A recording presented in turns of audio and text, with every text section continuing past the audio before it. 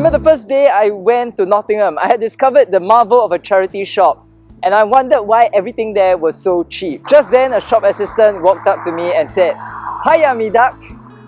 I looked around me and looked at her. "Where's the duck?" That's when she started laughing. And that's when I realized that duck was a term of endearment and didn't refer to the thing that went quack. But being in Nottingham meant that I felt isolated, lonely, and out of place for most of the time.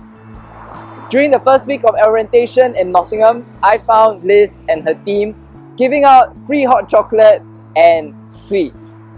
Being a poor student, I wanted that hot chocolate more than anything because I couldn't really afford it. But over the course of those 3 years, I found that Friends International stood more than for just free hot chocolate. Friends International and the team at the chaplaincy became the go-to place for the times during the Easter holidays when everyone went home, the times when I felt lonely, and I realized that it was the best place to go to for not only free hot chocolate, but also for great company. For me, Friends International no longer became a place where I just found friends, but a place where I found family.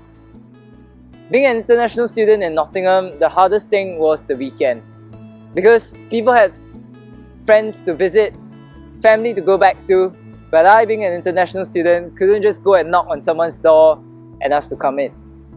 That's when FI introduced me to Carol and Mo, who hosted me regularly at their homes. Being a horrible cook, going to their homes was the only time I could eat well for probably that semester, and also had the chance to tapao or to take things back home to eat well for the rest of the month.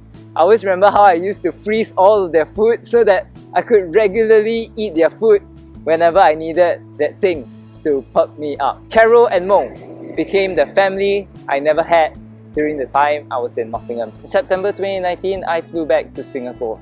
This is home for me now.